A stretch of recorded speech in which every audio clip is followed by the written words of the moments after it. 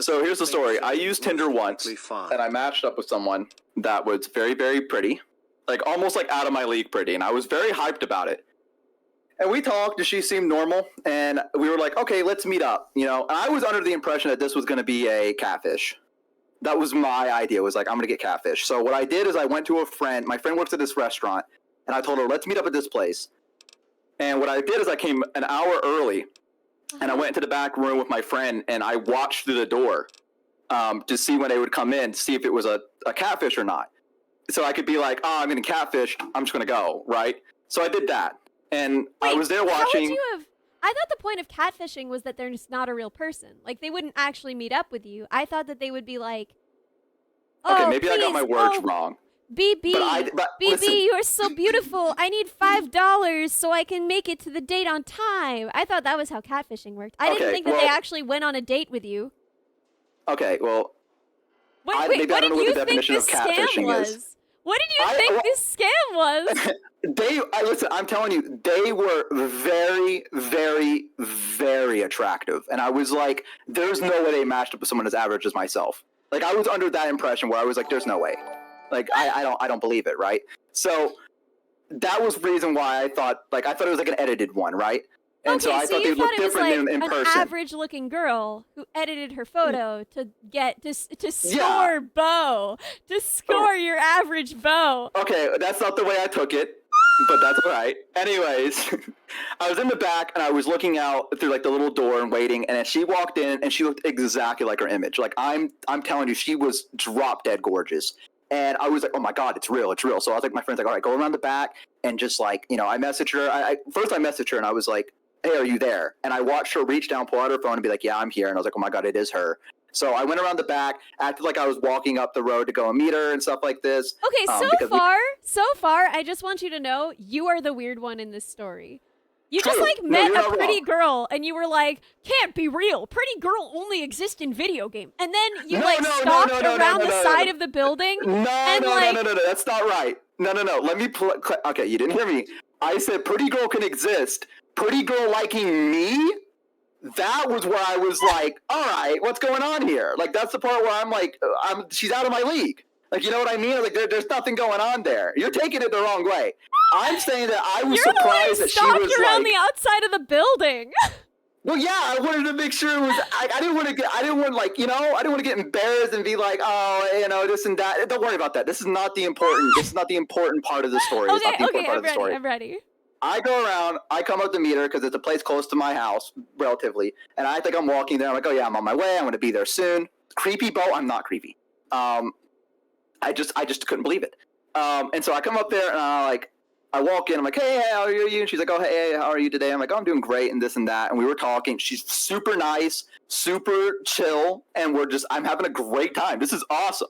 This is a girl that's like an 11, right? I'm a 5. I'm average. And I'm like, holy shit, this is amazing. Like, this is going well. We both have like a lot of similar hobbies. We're talking, whatever. And she's like, okay. So we made a plan to go on a date that day, and she was going to drive us around. She insisted. She's like, I'll drive you around. And I'm like, okay, so sure. What was the thing that you were already on? That wasn't a date? No, that was us meeting up. That was us meeting up for the first time. Wait, like so a meeting up point. for Tinder isn't a date? It's going into the date right now, Ellie. It's going into the date. What I just told was us meeting up. Yeah, this was us meeting up and starting the date. Now the date has started. Okay. Yes, the date is starting now. Continue. So this is it. Okay. So she's like, we talked about it beforehand. And she's like, I'm gonna come around. I'm gonna, I'll drive you around. I'm like, cool. I'm broke. I don't have to spend money on gas. Let's go for it, right? So I get in the car with her. And she was like, she didn't tell me what the plan was exactly, like the date. She was like, we'll find out, winky face. And I was like, oh, scandalous. Like, you know what I mean? I was like, ooh, okay. So we get in the car. That's not, dude, what? Dude, your reaction to like, yeah, please drive me away to a secondary location. That Guys, was I'm like, not going to be able to finish this story. Yes, Ellie's going to just OMG, roast romance. me the entire time for my Tinder story. I'm not going to be able to tell it. Ellie wanted to hear it. Now she's just roasting me. I'm sorry. Continue. First I'm creepy, then I'm not doing a date properly, and then I'm doing like I don't know what to do. So I get in the car with her, right? Mind you, this is my first Tinder date, so I don't know, whatever. So I get in the car with her, and she starts going down the road, and I'm going down with her, and she's like, okay, so here's the plan for today. We're going to go to a zoo, we're going to go to a botanical garden, and then we're going to taste some wine at this local refinery or this local brewery, right? They're going to have like wine tasting, and then we're going to go there. And I was like, it's kind of cold out. Can we there's another place open. Can we go and do that instead of the zoo? Because I don't want to be sitting. There's no indoor places for the zoo, right? And it's like, by the way, it's almost winter. Right, so it's kind of cold out. Like the wind's going really hard, and she gets super quiet. Like the conversation in the car dies when I say that. And I look out the window and I look back at her, and she's just staring straight ahead. And I go, it's just cold out or something like that, right? And she doesn't respond to me. And I very vividly remember her pressing down on the gas just a little bit faster. Just a little bit faster than what we were going earlier on this highway. And so I'm like, okay, we're going a little bit fast now, aren't we? And so I'm like, oh no. I'm like, oh, okay. You know what? That's fine. Let's go to the zoo. Like, it's great. And she's like, oh my God, thank God. I've been planning this all day. I have it all thought out. I have everything going on. I have she's like, so this is really big to me. And she's like, and like, I was going to be, I don't know what I was going to do if it didn't work out. And I was like, oh, yeah, that's fine. Let's do that. And so we go to the zoo. She does not let me out of her sight. Like, I go to the bathroom, and she stands outside the bathroom waiting for me. Okay, right at the door. What was she supposed to do? Wait, isn't that normal? If you're like at the zoo with someone and they're like, I gotta run and use the bathroom, you're just gonna like wait there, right? You're not gonna like versus there's a go seating see area the rest of the zoo. There's a sitting area across from it called a bench where you can sit there and watch from a good distance. She was at the stall. Like at the bathroom stall, like not the bathroom stall door, but like, because you know how the bathrooms they make like a right and then they go in and then there's the stalls. You know what I'm talking about? Like they have like the little wall that kind of makes it where you can't look in and be like a fucking really weirdo. Weird, dude. That's really scary. She was there, and so I come out and she jump scares me. Why didn't she go get herself a Slurpee? Why was she waiting for me to use the bathroom? I don't know. She jump scares me when I step out. By the way, I walk out and she's there. I'm like, holy fuck, and she's like, okay, let's go look at the gibbons next. And I'm like, okay. And so, I mean, gibbons are sick. Gibbons are cool. I love gibbons. I can watch the gibbons all day. So that part was cool. For real, the gibbons are the best part of most zoos. So a little Bo fact about me is that I have never drank and I have never smoked in my life before. Woo! Same boat. We're the same guy. Except, my college president bought me a glass of wine one time and I was too polite to say no. But other than that, that's going to be important later because remember where we're going last. She was giving him the creeps. That's so good, Maple. You're so funny. So we go to the botanical garden and everything, and she's very close to me the entire time. It's fine. It's whatever. I'm like, maybe she, like you said, maybe she's nervous. You know what I mean? The car part, a little bit weird. Whatever. Maybe she didn't realize she was doing it. Right? I'm trying to give her the benefit of the doubt right now. Yeah. Right? Because I don't want to be like, I don't want to assume that this girl's a little nutty. I just want to assume maybe this is her first time on a date. She's nervous. She doesn't really know like the right ins and outs. So I'm giving her the benefit of the doubt. So I keep going about the date with her and everything like this. We go to the wine. By the way, the wine sucked. I've never drank wine before, and I do not have the palate for it. I gagged almost every time I took it. Yeah. And it felt really bad because the guy that ran the brewery was in front of us giving us the samples.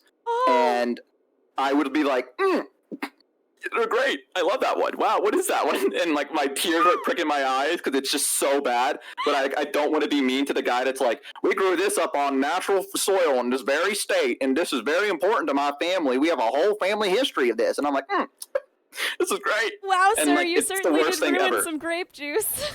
Yeah, so I'm I would say a little bit wine drunk. Just a little bit. we're about to call it a night. And she's like, let me drop you off at your place. And, you know, I've got a little bit of red flags. And just to be safe, I was like, oh, you know what? Drop me off at the restaurant. It's fine. My roommate's about to go, so I don't have to walk home or anything like that. I don't want to bother you. I'll just let not my roommate, my friend, I'll just let my friend take me back home. You know what I mean? Like, that's fine. Yeah. And she's like, oh, okay. That's fine. But there's very much like a, oh, kind of thing. Like, to her voice, like, you know what I mean? And I was like, oh, it's okay. We can, you know, next time we can hook up and do something, right? So she pulls up into the restaurant. I'm in the side passenger seat, and she goes, "Why don't you give me like your number or something like that, so we don't have to use like Tinder to talk. I can just call you." And I'm like, that makes sense. I'm like, well, again, this has been a lot of for me personally, a lot of red flags. She's very like it was a lot. So I was like, oh, you know, I don't really want to. She's like, no, but like, it would really mean a lot to me. And I'm like, why would it mean a lot to her? I don't know. That's what she said to me. And I was like, okay. And so I gave her my friend's number. Oh, no. That's smart. And then I go to get out of the car, like really quick. I give it to her and I go to step out of the car and she grabs me by my wrist. And she goes, sit down.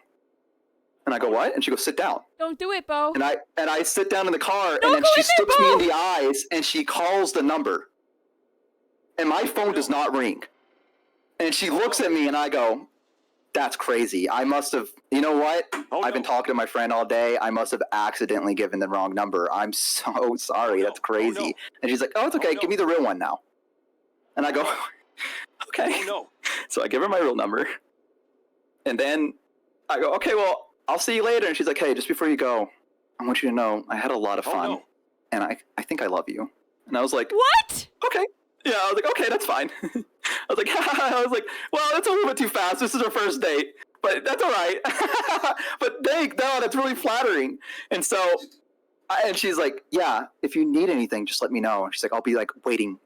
And I'm like, okay. And so I close the door and I go inside the place and I go into the back where my friend is. And I'm like, dude, I don't know what's going on right now. I'm a little bit scared. And I'm like, I feel like I'm in trouble. Change your name. And he was like, all right, just stay back here with me. My shift is going to be over soon. And like, you know, we can go. And so she stays outside of the restaurant for an extra hour. No. She sits parked outside the restaurant for an hour. No. My friend's shift is already ended, but he's not leaving his place because she's still there.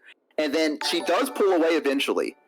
And she ends up going down the road. And we're like, oh my God, thank God she's finally given up. Like, thank God, right?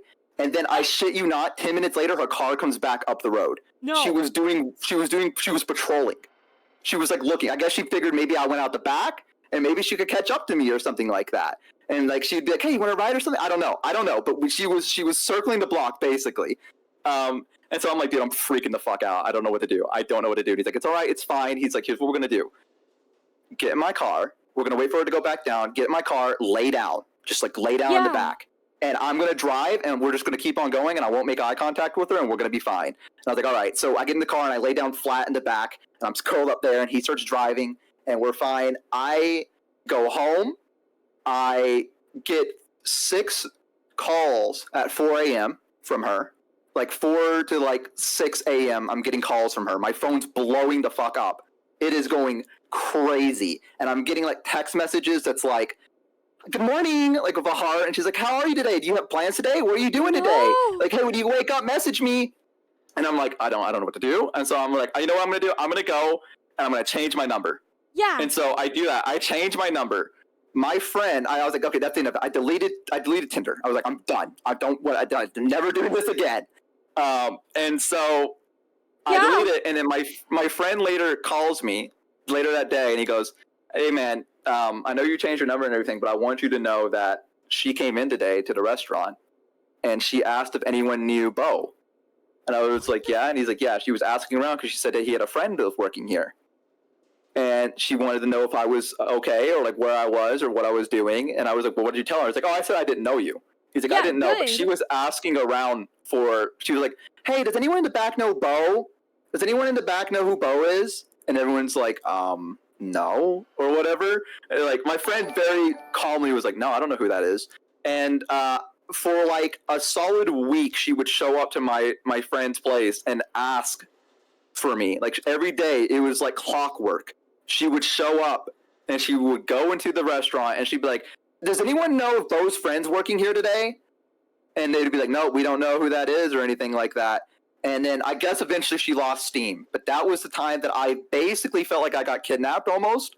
What the frick? From a Tinder date. That's like my encounter because like I still, and I cannot stress you enough at the beginning when I said that she pressed down on the gas pedal and just looked straight ahead. We were probably going about 60. We reached probably like 100 or 110 when I said I didn't want to go to the zoo. And you were like, that's when I was like, okay, I'm getting red flags. She like she was ready to fucking kill both of us because I did not want to go to the zoo with her that day. I mean, the zoo is sick, but Ellie, dude, I am so sorry that happened. It's a cool story though, so. Holy shoot! Oh my Pretty chill God. story to tell. Anyways, that's my story. Completely distracted from the stream. Sorry about that. This is not about me. That's why you don't go on Tinder. All I hear is that you turned your back on a loyal. This is not about me. I'm sorry. I didn't mean to make the stream about me. How could you break Yeah. her heart like that? Yeah, Kaze is pointing out, Bo, how could you break her heart like that? She loved you. True.